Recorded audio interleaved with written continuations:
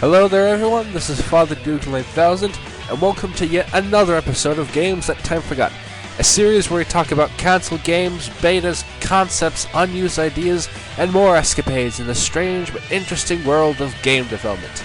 And today, we're going to talk about the kick-ass, yet very divisive Sonic the Hedgehog franchise. No! Not that game, everyone's done that already. No. Today, we're going to talk about what is widely considered by many to be the worst Sonic game and one of the worst games in the world, period.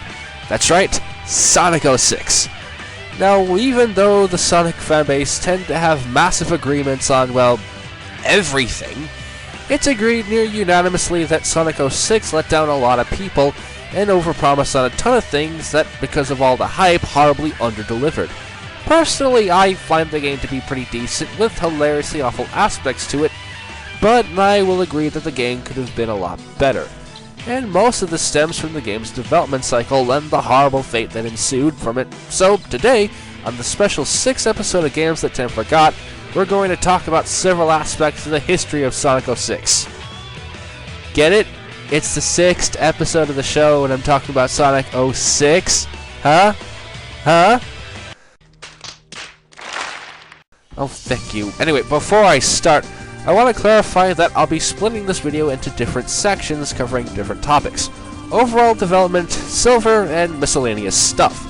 Hopefully, if I can remember to do this, there'll be timestamps in the description, so you can go to specific parts if you feel you already know enough about some other parts. In any case, let's tackle the interesting, albeit tragic development history of Sonic 06. The development of Sonic 06 began at some point in 2005 and was intended to revitalize the Sonic the Hedgehog property, which had been widely considered to be going downhill since the Adventure days, and had reached its nadir at the time, with Shadow the Hedgehog getting mixed to negative reviews, despite selling well.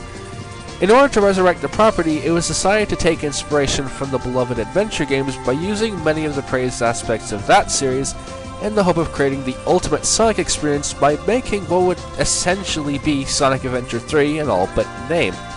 However, it was decided to name the game Sonic the Hedgehog in order to pay tribute to the original game and its Japanese tagline of the world's most famous hedgehog, even despite the fact that there were already 20 billion things to tell Sonic the Hedgehog, but they probably thought Sonic Adventure 3 was just too obvious.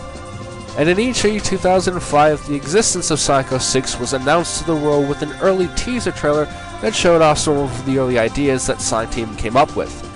Now, even though it was basically alpha at the time, quite a few elements that would appear in the final game were shown here, such as the realistic mechas, a more realistically designed Sonic, and even an area that looked suspiciously similar to a part of Kingdom Valley where Mephiles appears for the first time. It also showed off Sonic being able to go Super Saiyan during the level, a feature that nearly did get into the final product, but we'll get to that particular tidbit later on. While the trailer was shown behind closed doors, it was eventually leaked onto the internet, and thus the rampant hype that would come back to bite the game in the ass began to run wild across the internet, with a ton of speculation by Sonic fans worldwide. And things would get even wilder when Tokyo Game Show 2005 rolled around with a playable demo of the game, showing off what would eventually become the first section of the final game's Kingdom Valley level. Although it wasn't completed at the time, a few things that appeared were points that Sega was keen to talk about, such as the havoc physics the game was going to use, the increased realism, and in particular, a day and night cycle where time would automatically pass along the lines of the original Jak and Daxter, a feature that would not feature in the final game, and one that hasn't appeared in any Sonic games since. And soon, things were going just fine. Sega was hyping this to be the best Sonic game ever made, fans all over the world wet themselves in glee and excitement whenever new gameplay or footage or screenshots was released, and even the new character Silver was accepted as long as the final product was good as it was made out to be. However, around mid-2006, things began to go pear-shaped. It started off when the game's executive producer and programmer of the original Sonic the Hedgehog, Yuji Naka, stepped down from Sonic Team to set up his own development team, Probe. Without the experienced Naka's guidance, things slowly but surely began to fall apart. The game's director Shun Nakamura was put under extreme pressure by the higher-ups to make sure the game was as good as it could possibly be, even though the deadline of late 2006 was getting closer and closer. Things became even worse when Yujiro Ogawa, the director of Sonic and the Secret Rings, which itself was originally a Wii port of Sonic 06, took a sizable portion of the 06 development team to work on Secret Rings, leaving only a small handful of people to work on a game that required tons of people, especially considering that Sonic Team as a whole was still very inexperienced with developing for the Xbox 360 and PlayStation 3. Oh, and did I mention that they were also working on Phantasy Star Universe at the same time? Adding all that crap along with a looming date of Christmas 2006, and Sega was forced to rush the game, making sure that it was technically complete, but they weren't able to bug test it, all so they could just get the game out the door to celebrate the Blue Blur's 15th anniversary. And for those of you wondering, Sega were the ones who rushed this game. It wasn't Sony, it wasn't Microsoft, both of them could care less about some random third-party game. It wasn't the fans, it was Sega who rushed the game to stores in order to meet their deadline, no one else. This was later elaborated upon by Ogawa, who said in an interview regarding the game, "The reason why we probably ended up with what we see today involves a lot of reasons. One is that we did want to launch the title around Christmas, and we had the PS3 launch coming up, but we had to develop for Microsoft's 360 at the same time, and the team had an awful lot of pressure on them. It was very hard for the team to try and see how we were going to come out with both versions together with just the one team.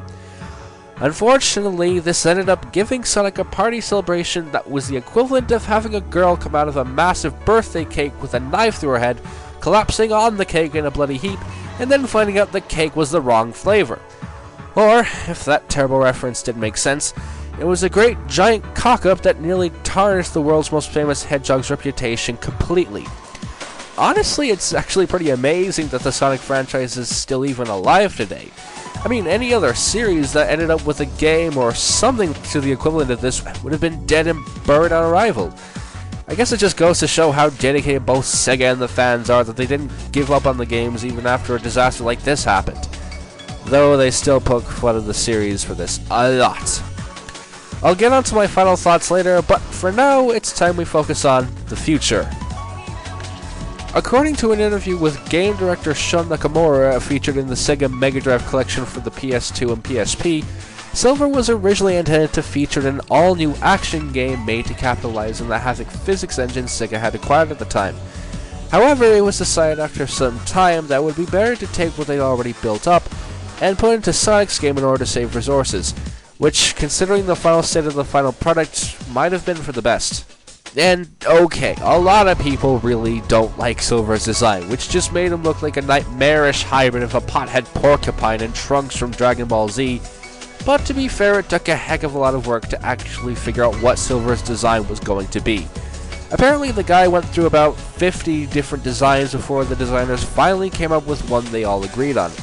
So far only 4 or so designs have been shown in various stages of progress. The first one shows a hedgehog with about 1 million spines wearing futuristic headphones a la Jet Set Radio, and bears a bizarre resemblance to Manic from Sonic Underground if he somehow ended up crossing over with The World Ends With You. Oh no, I've just given someone out there a very terrible idea for a very insane fanfic, oh god.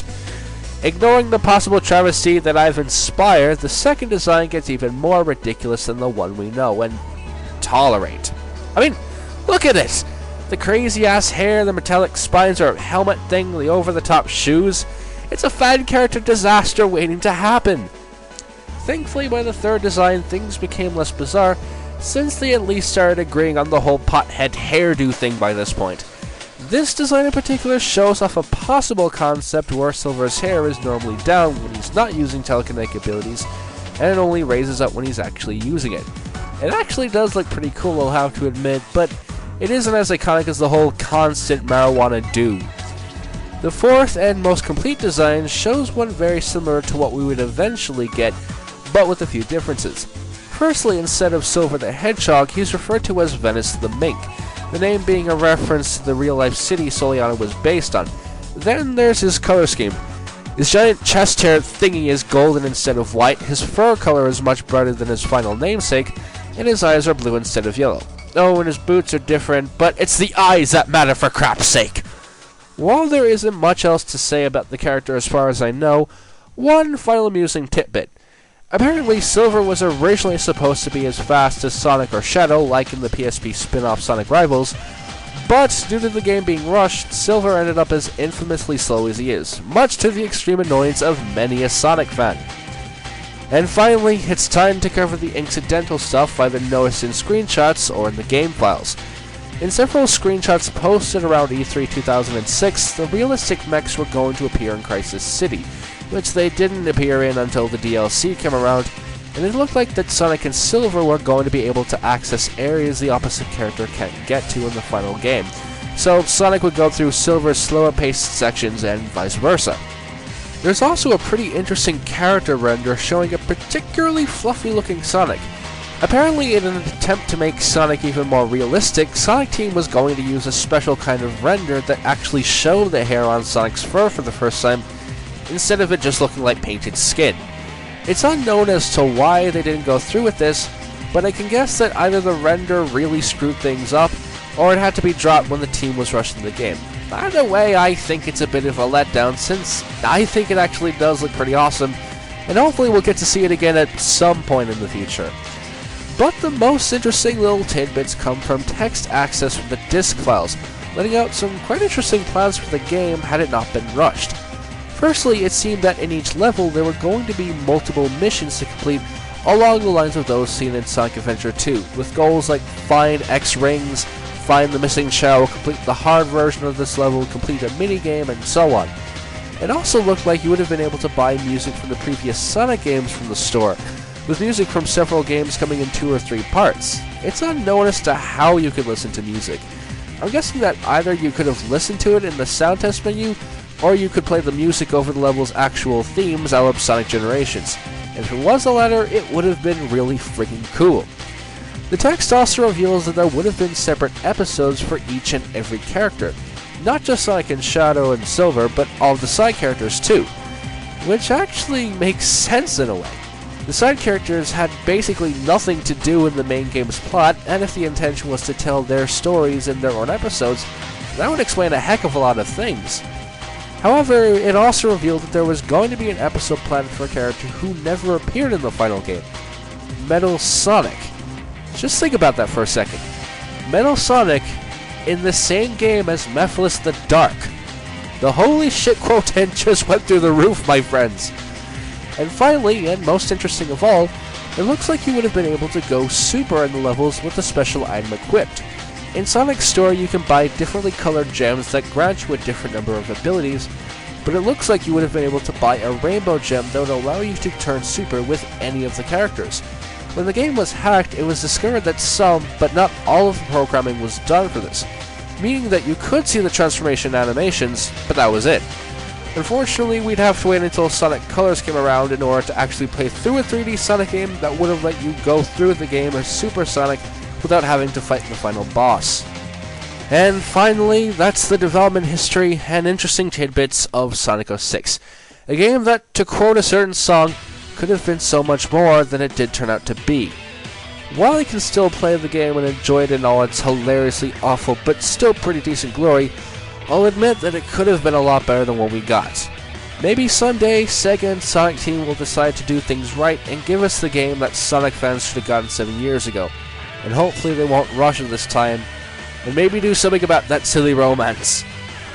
Well, until that day comes, I'm Fardugan 9000, and I'm off to laugh my head off again at the game's really terrible story.